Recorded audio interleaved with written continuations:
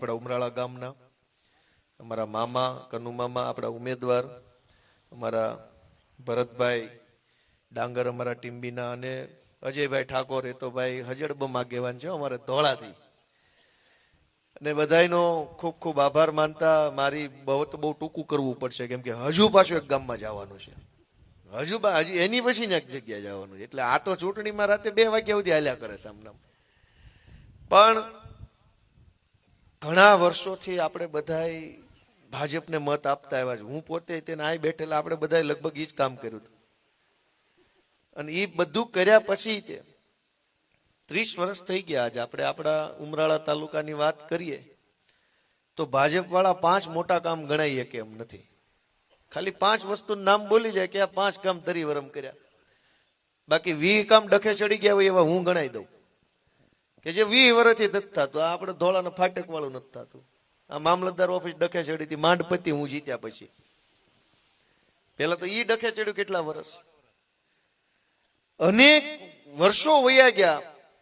અનેક ગામડામાં પાણી આપણે પહોંચ્યું નથી. દર વિધાનસભાની ચૂંટણી ઓલું ડેમનું મુહૂર્ત કરી આવે છે, ટીકમ ન્યા મારી આવે. અલગ અલગ ગામમાં અલગ અલગ મુદ્દા રાખ્યા છે. અને એટલે હું તમને એક આપણા ઘરના છોકરા તરીકે, આપણા ગામના છોકરા તરીકે વિનંતી કરવા આવ્યો છું કે એક તક તમે અમને આપો, મને આપો, અમારી પાર્ટીને એક તક આપો. કેમ કે હું આટલો સંઘર્ષ કર્યો. અહીંયા PM સર્વોદયમાં ભણતો હું, ત્યાંથી લઈ હીરા ઘસતા પોલીસ બન્યો, સંઘર્ષ કર્યો, જેલમાં ગયો, આંદોલનમાં જોડાણો. અને આપણા ઉમરાળા તાલુકામાંથી હું અત્યારે ધારાસભ્ય તરીકે ચૂંટાયો. જુનાગઢથી ચૂંટાયો પણ અહીંના વતની તરીકે. તો મારી એવી આશા છે કે તમે એક વખત અમારી પાર્ટી મજબૂત બને, તમારો આ છોકરો મજબૂત બને, એ હાટું થઈને આ ચૂંટણીમાં ઝાડુના નિશાન ઉપર મત આપીને અમને એક તક આપો કે ભાઈ હાલો આપણા છોકરાને તક આપી. કેમ કે કેટલા વર્ષ સુધી આપણે મત આપ્યા છે અને એ પછી પરિસ્થિતિ ક્યાં બદલાણી છે. જે વ્યવસ્થાઓ હતી એ ખાડે ગઈ. જે કઈ સારું હતું એ બધું ભાંગીને ભૂકો થઈ ગયું. નવું કઈ બનવાની વાત તો ઘરે ગઈ, બધું હતું એ બરબાદ થઈ ગયું. પાણી આવ્યું અને ગામના ગામ ખાલી થઈ ગયા. આપણા આખા તાલુકાના લગભગ ગામમાં માણસો જ વધ્યા નથી. હવે બધું મજબૂરીમાં, લાચારીમાં, ક્યાંક છોકરા પવણાવવાની માથાકૂટમાં, ક્યાંક છોકરાને ધંધે ચડાવવાની ચિંતામાં, ક્યાંક છોકરા ભણાવવા માટે થઈને લોકોએ ગામ મૂકી દેવું પડ્યું. 30 વર્ષ સુધી ભાજપને મત આપવાનું પરિણામ ઈ આવ્યું કે આપણે આપણા બાપ દાદાના ગામ મૂકવા પડ્યા. ઉમરાળામાં પેલા કેટલા માણસો રહેતા હતા, ટીમ્બીમાં કેટલા રહેતા હતા, ધારુકામાં, ચોગઠમાં કેટલા માણસો પેલા રહેતા હતા, અને આજ કેટલા રહે છે. કેમ ભાઈ ગામ મૂકી દેવા પડ્યા? બહુ વિકાસ થયો તો ગામમાં ન રહે? ગામ ખાલી થઈ ગયા એ એવું બતાવે છે કે વિકાસ નથી થયો, વિનાશ થયો છે ને માટે માણસ બિસ્તરા પોટલા લઈને ભાગવા મજબૂર બન્યો છે. ઉમરાળા જેવું ઉમરાળા ખાલી થઈ ગયું. હું ભણતો ત્યારે પ્લોટ વિસ્તારના બધા મકાનમાં માણસો રહેતા હતા. 2006માં અમે ત્યાં બસમાં આવતા ટીમ્બીથી ને ત્યાં જ ઉતરતા મહેતા સાહેબના ઘર પાસે. બધા જ મકાનોમાં માણસો ભરચક રહેતા હતા અને આખા આ બધા ગામના છોકરા ભણવા આવતા. એટલું માણા હતું કે એની કોઈ વાત નહીં. આજ ખાલી થઈ ગયું. કેમ? તો કે ગામમાં કઈ પેલા તો ખેતી ભાંગી. સૌથી પહેલી તકલીફ તો ખેતી જ ભાંગી ગઈ. ખેતી કરવા લાયક જ ક્યાં વધી? અડધા ગામમાં પાણી નો આવે, છતાંય મહેનત કરીને થોડુંક પકવો એનો ભાવ નો આવે, છતાંય વેચવા જાવી એમાં કડદા થાય ને કેટલું થાય એટલે માણા ખેતી ભાંગી. હીરા હતા આપણે અહીંયા, કેવડું મોટા કારખાના અહીંયા દાતાર રોડ ઉપર બધે કારખાના હતા. હું ભણતો ત્યારે 2 સાઈડ નકરા કારખાના જ હતા. આજ ક્યાં કારખાના છે? કારખાના ભાંગી ગયા. ખેતીમાં રોજગારી વધી નહીં, કારખાનામાં રોજગારી વધી નહીં, છોકરા ભણાવવાના ઠેકાણા વધ્યા નહીં, દવાખાનામાં સુવિધા વધી નહીં. ક્યાં જાય માણસ? મજબૂરીમાં બાપ દાદાનું ગામ મૂકીને, બાપ દાદાની મોટી સીમ મૂકીને, મોટા ફળિયાવાળા મકાન મૂકીને લોકો હાંકડી ખોલીઓમાં રહેવા મજબૂર બન્યા છે. અને એને આ ભાજપ વાળા વિકાસ કહે છે. બાકી વિકાસ કોનો થયો છે એ અમારા ગામમાં, ધોળામાં બધાને ખબર છે કોનો થયો છે. ભાજપમાં જેટલા જોડાણેલા છે એનો એકલાનો વિકાસ થયો છે. બાકી પબ્લિકનો તો આમાં વિનાશ જ થયો છે. કોઈનો કઈ વિકાસ નથી થયો. અને એટલે હું એવી ટૂંકી વિનંતી, કેમ કે હું લાંબી વાત કરવાનું ટાણું નથી રહ્યું, બહુ જાજા વાગી ગયા છે. પણ ટૂંકી વાત એટલી છે કે એક વખત અમને તક આપો, આ અમારા ઉમેદવારોને તક આપો, અમને આશીર્વાદ આપો, અમે કરશું.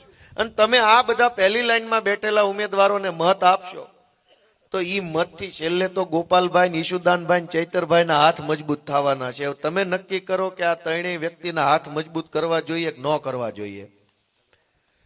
ગોપાલભાઈ કે ચૈતરભાઈ કે ઈશુદાનભાઈ છે એને મજબૂત બનાવવા જોઈએ કે ન બનાવવા જોઈએ?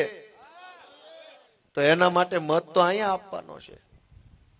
અને અમારી પાસે કઈ કોઈ એવા ભારે ભરખમ માણસો નથી. આમ બહુ મોટા મોટા કદાવર માણસો હોય, ત્રણ પેઢીથી રાજકારણમાં હોય, પૂર્વ મંત્રી, પૂર્વ જંત્રી, ફલાણા ચેરમેન ને આ અધ્યક્ષ ને એવું કાંઈ નથી. અમારી પાસે હાવ દેશી નાના માણસો છે જે આપણી જેવા હોય. આ મને જોઈ લો, ધારાસભ્ય છું પણ સપલા પહેરીને રખડું. રાજા માણા ટોળામાં ગરી ગયા હોય ને કોક ને કયો કાંઈ ધારાસભ્ય આવ્યા છે, પબ્લિક ગોતે આમાં કોણ છે, કોઈને ખબર જ ન પડે ધારાસભ્ય કયો છે. કેમ કે આપણે કાયમ કેવા ધારાસભ્યો જોયા છે, ઇસ્ત્રી ટાઈટ કપડા પહેર્યા હોય, સફેદ કોટી પહેરી હોય, ઉપર બે ત્રણ જણા આઘારે જો કરતા હોય, સહેજે લુગડા ઉપર દાગ ન હોય, જોડા ઉપર ધૂળ ન હોય, હાથ એકદમ ચોખ્ખા હોય, બે ત્રણ વીટી પહેરી હોય, આમ બહુ મોટી તોપ આવી હોય એવું, એટલે એમ ખબર પડી જાય કે આ જ હશે ધારાસભ્ય. મારી જેવો હોય એવું તો કોઈ સપનું ન હોય ને કે આવો હોય. એમ હવે આમાં ટોળામાં ભળી જાવ, નજાણ્યો માણ આવે, કઈ ધારાસભ્ય બેઠા છે તો કેમ નક્કી કરશે કયો હશે? અમે તો એવા સીધા માણસો છે. અમે અમારા હોદ્દાનું અભિમાન નથી કરતા. અમને સત્તા મળી છે એનો કોઈ અહંકાર નથી કરતા. અમે કઈ હવા નથી ભરાઈ ગઈ કઈ બની ગયા હોવાની. અમને તો જે જવાબદારી વિસાવદર ભેસાણની જનતાએ મૂકીને એના ભારથી અમે વિનમ્ર બન્યા છીએ, સરળ બન્યા, વધુ સહજ બન્યા, વધુ અમે લોકોની નજીક જવાની કોશિશ કરીએ. અને ભાજપના જ નેતાઓ આપણા આ આખા વિસ્તારમાં છે એ કેવા છે, તમે એની પડખે ન જઈ શકો, તમે એને વાત ન કરી શકો, તમે એને રજૂઆત ન કરી શકો. ફેસબુક પર કોમેન્ટ કરો તો હામાં ચોટે કે કેમ કોમેન્ટ કરી, મજા નહીં આવે હો. પણ મજા નથી આવતી એટલે હામી કોમેન્ટ કરી. મજા આવતી ત્યાં સુધી નહોતી તમારામાં કરી, નથી હવે મજા આવતી એટલે આપમાં કોમેન્ટો કરી તો કે નહીં મજા આવે. 30 વર્ષ સુધી મજા તમે એકલાય લઈ લીધી, હવે અમને ક્યાંથી મજા આવે? દોસ્તો, આ બદલાવ લાવવાનો સમય આવી ગયો છે.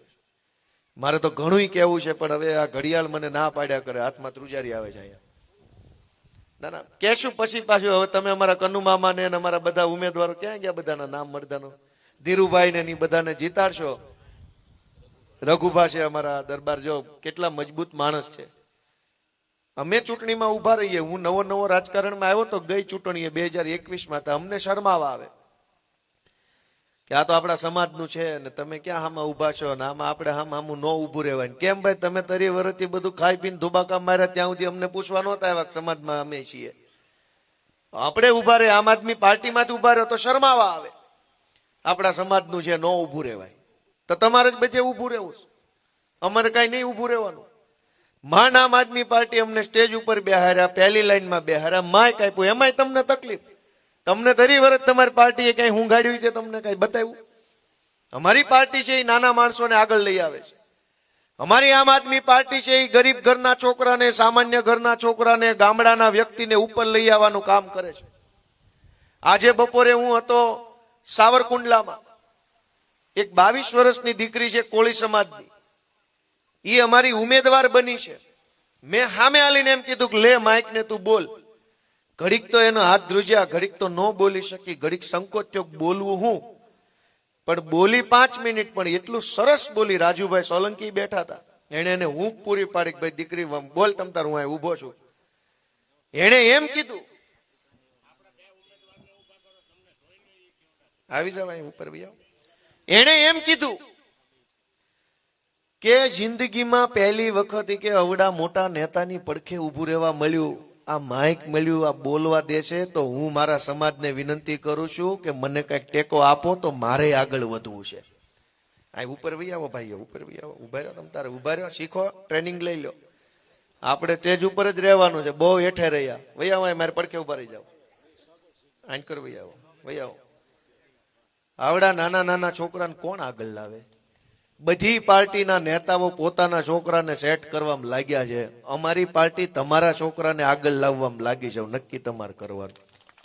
ભાજપના બધાય નેતાઓ પોતાના છોકરાને આગળ કરવા, ટિકિટ હોય તો કે મારા છોકરાને આપો, એને ન મળે છોકરાને વહુને આપો, એને ન મળે મારા વેવાઈને આપો, એને ન મળે જમાઈને આપો, પણ ટિકિટ અમને દો. અને અમારી આમ આદમી પાર્ટી એ આવા નાના નાના છોકરાઓને અત્યારે શીખવાડે છે.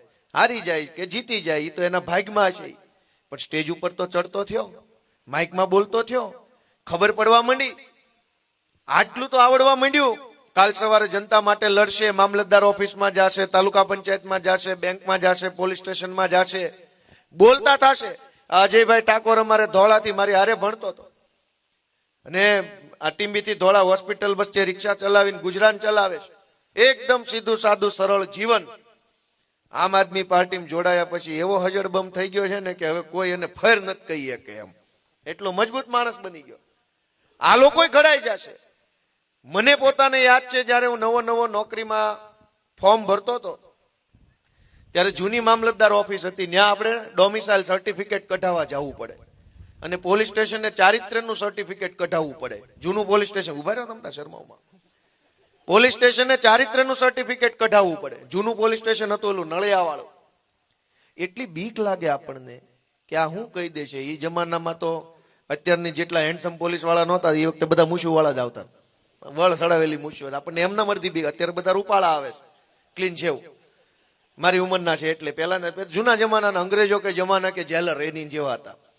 એટલી બધી બીક લાગે આપણને. એમ થાય હું કહી દે સાહેબ મારે દાખલો કઢાવવાનો છે, એમ કે કાલ આવજે, એટલે આપણે સાહેબ મારે 30 તારીખે આપવાનો છે, દઈ દો ને સાહેબ તમારે, કીધું ને કાલ આવજે. આપણને એમ થાય કેમ કેવું. એટલી બધી બીક લાગે. પોલીસ સ્ટેશન નો જઈ શકીએ, મામલતદારમાં નો જઈ શકીએ, એનથી ઉપરનું તો વાત જ ન કરાય આખી જિંદગી સુધી, કેમ કે અહીંયા જ આપણું બોર્ડ પૂરું થઈ જતું હોય. ભલું થાય આમ આદમી પાર્ટીનું, ભલું થાય અરવિંદ કેજરીવાલનું. મારી જેવા સામાન્ય માણસને ધારાસભ્ય બનાવ્યો અને મામલતદારો પીએસઆઈ થી બીત હતો, એને આખા ગૃહમંત્રીને હલ બલાવી નાખે એવો બનાવ્યો. આખી સરકાર ધણ ધણાવી નાખીએ. આખા ગુજરાતમાં ભાજપમાં કોઈ માયનો લાલ નથી જે ગોપાલભાઈ ફેર કહીએ કે કોને બનાવ્યો આવો? અરવિંદ કેજરીવાલે ને આમ આદમી પાર્ટીએ. કાલ આ છોકરાએ બનશે, આ છોકરોય બનશે ને આ છોકરાએ બનશે. તમે બધાય મને કહો કે ભાઈ આ છોકરા આપણા નેતા બનવા જોઈએ કે ન બનવા જોઈએ, કે અત્યારે જે છે એના ઈ જ રહેવા જોઈએ? નવા છોકરા બનવા જોઈએ, આપણા છોકરા બનવા જોઈએ, પોતાના બનવા જોઈએ, તો પોતાના કામમાં આવશે. હું આજ જનતાના આશીર્વાદથી ચૂંટાયો છું, માટે જનતા માટે લડી શકું છું. ગુંડાઓએ મને જીતાડ્યો હોત તો હું જનતા માટે ન બોલી શકું, ખાલી ગુંડાને તકલીફ પડે તો જ બોલી શકું. આપણા છોકરા આગળ આવે, નવા છોકરા આગળ આવે, ભણેલા ગણેલા છોકરા આગળ આવે, એવું જો તમે ઈચ્છતા હોવ તો ભલે તમારા વિસ્તારમાં અમારો ઉમેદવાર હારી જાય એમ હોય તોય મત એને દેજો, જેથી કરીને એનો ઉત્સાહ આવતી ચૂંટણી સુધી જળવાયેલો રહે. ઝાઝા મત મળ્યા છે તો આવતી વખતે ઘટે છે એ પૂરા થઈ જાય. હાવ ખરાબ રીતે એને ઓછા મત ન મળવા જોઈએ. ઘણી સીટ એવી હોય કે આપણો માણસ હારતો હોય, પણ હાવ 10 મત મળે ને તો જિંદગી ભરી પાછો ન વળે, અને ખાલી 10 મતે હારે ને તો આવતી ચૂંટણી સુધી દોડ્યા કરે કે આવતી ચૂંટણીએ તો 10 વધુ મળી જાય. પણ નવા મિત્રો, નવા માણસો, નવા યુવાનો, નવા વ્યક્તિઓ રાજનીતિમાં આવતા રહે, ભણેલા છોકરા આવતા રહે, આગળ વધતા રહે, એના માટે થઈને આમ આદમી પાર્ટીનો દરવાજો ખુલ્લો રાખવાની જવાબદારી તમારા બધાની છે.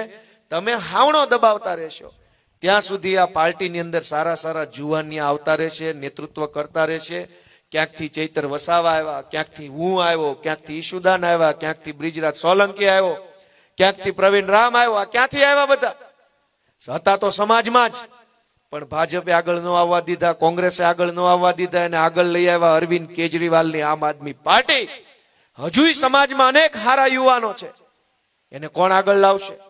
એને તમારા મતથી બનેલી આમ આદમી પાર્ટી આગળ લઈ આવશે. એવા વિશ્વાસ સાથે આ ચૂંટણીમાં તાલુકા પંચાયત, જિલ્લા પંચાયતના બધાય અમારા ઉમેદવારોને બીજું કશું જ વિચાર્યા વગર, ગોપાલભાઈ આપણો દીકરો છે એમ માનીને જો હાવણો દબાવશો ને તો આપણા તાલુકાનું ઘણું સારું થઈ શકે એવી ક્ષમતા આપણા તાલુકાના લોકોમાં છે. દોસ્તો, આપ સૌ અહીંયા આટલી મોડી રાત સુધી બેઠા એ બદલ હું સૌનો ખૂબ ખરા દિલથી હૃદયપૂર્વક આભાર વ્યક્ત કરું છું.